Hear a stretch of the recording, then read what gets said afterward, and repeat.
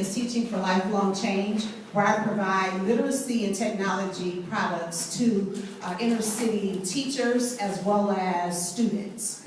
How many of you like to read in the room? Not everybody, and that's why I'm here. The reason why I'm here is because I have a love of reading. Neither one of my parents have a high school diploma, and it was really enforced in our household that even if you didn't go to college, you had to get a high school diploma. And I got a degree in English, my bachelor's, master's, and I'm working on my PhD.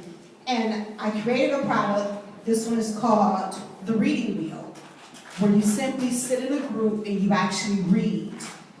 The students spin the wheel, connector landed on this student, illustrator landed here, predictor landed there, inquisitor landed there. So as the person is reading, everybody else has something to do. Because oftentimes when teachers say, what did you just read? Most of the students will say, I don't know, because they were unengaged. They were just simply pronouncing words on a page. They weren't really involved in that text. My next product is What's the Sense in Reading, where I want students to see what they're reading. I want them to taste what they're reading. I want them to feel what they're reading.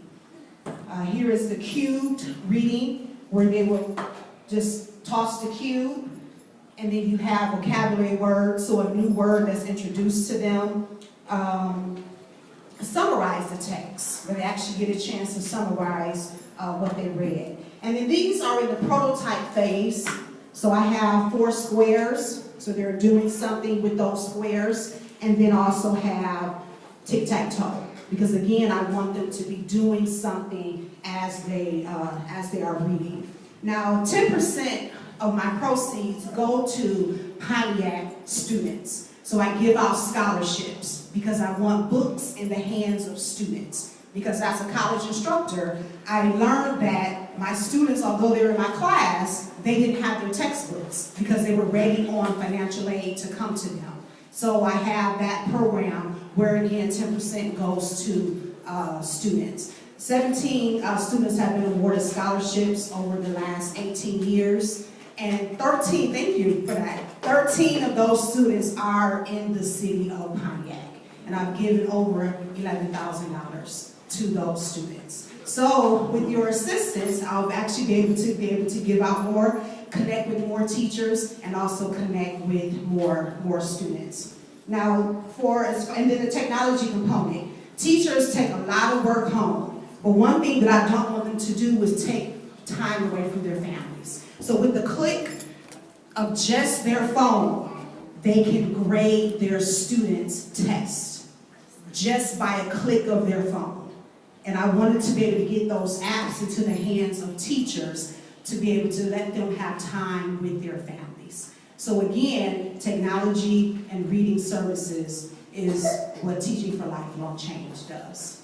Thank you guys so much.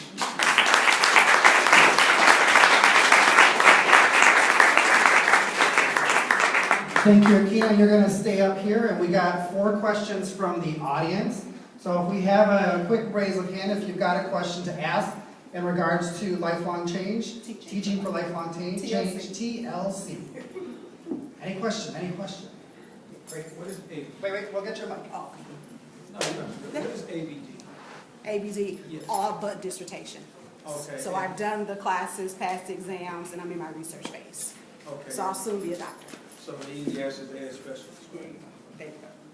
His question was what my credentials was behind my name. What does ABD mean? This is unusual. I wasn't. Okay. Well, now you know. There you go. There you go. Yes.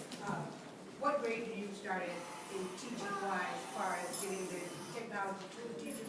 Is it from first grade, elementary, 9th grade, middle school? Well, I'm certified to teach grades 6 through 12, or actually through college, 6 through college. Most of my programs start here at the 3rd grade level. So I do upper AO all the way through college. 2 more questions? So that means y'all all voting for me if y'all don't have questions. Because that means I did well, right? Yes. I just have, I don't know how this is used. It would be used in the teacher's classroom. Is Is that what you're saying? It could be used at home. I actually had it, or it could be both. So if they're in a group, they'll actually have a reader and then 4 other people. If they're at home, they would just simply do it with a reader in themselves. The goal is when they get better at reading, they'll automatically do this. So they will no longer need the wheel. Because the thing about consulting is you work yourself out of a job. Okay? So that's the goal. But I have had senior citizens buy the cube because they struggle with reading. And they actually used it at home as they were taking a class. So it actually helped them even at home as well. Okay, and we got one last question. Your business seems to be already, you're already going. So my question is, where would these donations actually help you? Well, Pontiac is strapped when it comes to finances for the Pontiac school system. So instead of connecting with teachers one-on-one, I'll be able to actually go into the district-wide, and to be able to connect with more and more teachers. Yeah, but thank you for your question. Well, thanks. That is our 4 questions.